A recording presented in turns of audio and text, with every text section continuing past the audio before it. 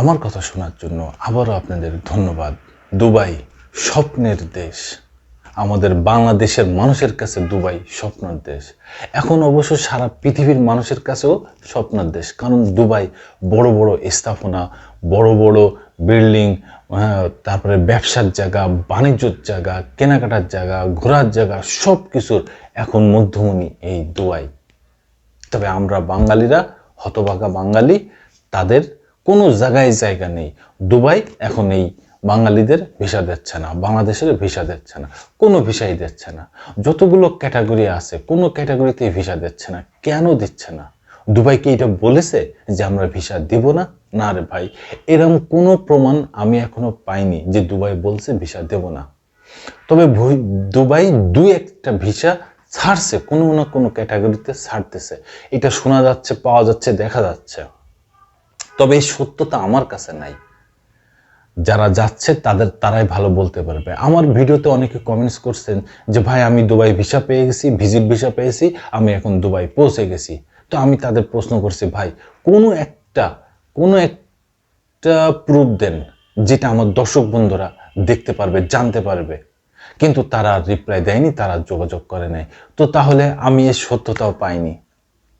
Dubai সরকার এই মুহূর্তে সাধারণ ক্ষমা ঘোষণা করেছে 31শে ডিসেম্বর পর্যন্ত। এই সাধারণ ক্ষমার আওতায় টোটাল বাংলাদেশি প্রবাসী ভাইরা যারা অবৈধ আছেন, অবৈধ অভিবাসী আছেন, তারা অবশ্যই এই সাধারণ ক্ষমার আওতায় চলে আসুন, নতুবা তারা ক্র্যাশ প্রোগ্রাম চালু করবে। সেই ক্র্যাশ প্রোগ্রামে অনেক বড় জরিমানা থাকবে, অনেক বড় জেল থাকবে, এবং ওই দেশের আইন অনুযায়ী অন্য আরও অনেক ব্যবস্থা থাকবে। কিন্তু এখন যে 31শে ডিসেম্বর পর্যন্ত যেই সাধারণ ক্ষমা ঘোষণা করেছে, এই ক্ষমার আওতায় যারা আসবে তাদের কোনো রকম জেল হবে না, জরিমানা হবে না, কোনো রকম কোনো সাজাও হবে না। এটা দুবাই সরকার ঘোষণা করছে। এবং যারা দেশে ফিরতে চান তারাও কোনো সাজা, কোনো জরিমানা, কোনো জেল জরিমানা বাদেই তারা দেশে ফিরতে পারবেন। দুবাই সরকার এই ঘোষণা দিয়েছে। তো যারা সাধারণ ক্ষমা নিতে চান, অতি সত্বর আপনারা ওই যেই অফিসগুলো আছে সেখানে যোগাযোগ করেন, এবং যারা দেশে ফিরতে চান দ্রুত যোগাযোগ করে প্রবাসী ভাইরা চলে আসেন। অনেকে বলতেছে যে ট্যুরিস্ট ভিসায় ম্যাক্সিমাম মানুষ, অনেক মানুষ ট্যুরিস্ট ভিসায় ওখানে গেছে, তো ট্যুরিস্ট ভিসায় যাওয়ার পরে তারা ওখানে অবৈধ হয়ে গেছে, তারা দেশে ফেরে নাই। তো দুবাই সরকার দেখলো যে এই পার্সেন্টেজটা অনেক বেশি, তো সেইটা তারপরে student visa, family visa, transfer visa, worker visa, যতগুলো ভিসা আছে, অনেক মানুষ প্রবাসী ভাইরা ওখানে এইভাবে এই ভিসার মেয়াদগুলো না বাড়িয়ে তারা অবৈধ হয়ে আছে।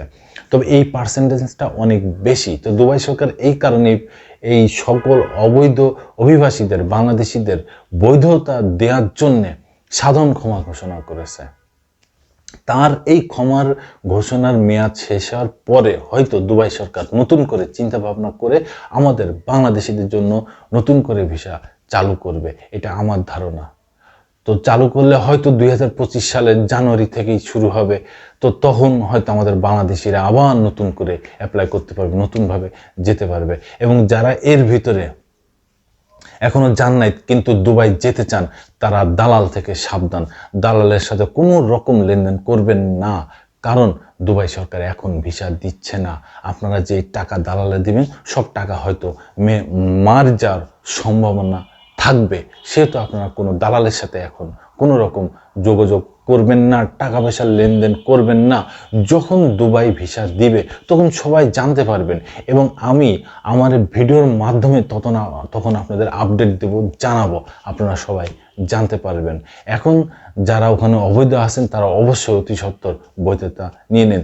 এবং এখন দুবাইতে সারা বিশ্ব থেকে মানুষ ঘুরতে যায়। এই সময়টা দুবাই একটা ঘোরার টাইম, ঘোরার সময়।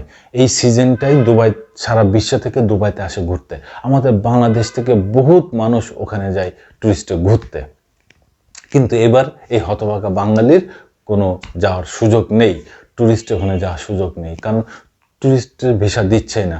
কারণ এই দুবাই সরকার, আমি একটা জিনিস দেখছি যে দুবাই সরকার যেই এই সাধারণ ক্ষমা ঘোষণার আগে তারা যেই পরিকল্পনা করছিল, সেই পরিকল্পনার ভিতরে যে কেন এত মানুষ, কোন ভিসাতে এত মানুষ অবৈধ হয়ে যাচ্ছে, তারা দেখছে বেশি টুরিস্ট ভিসায় যারা যাচ্ছে তাদের ভিতরে ম্যাক্সিমাম মানুষ অবৈধ হয়ে যাচ্ছে দুবাইতে।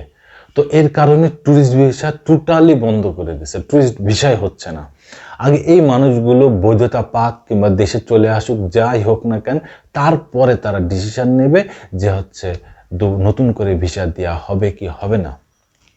অনেকে আমাকে জিজ্ঞাসা করছেন, ভাই যারা ট্রান্সফার ভিসা আছে তাদের কি নতুন করে ভিসা দেবে কিনা।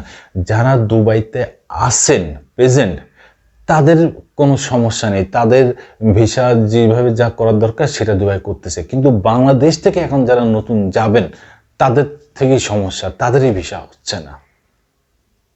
জি, আবার আসবো নতুন কোনো কথা নিয়ে, নতুন কোনো ঘটনা নিয়ে। আমি প্রিন্স।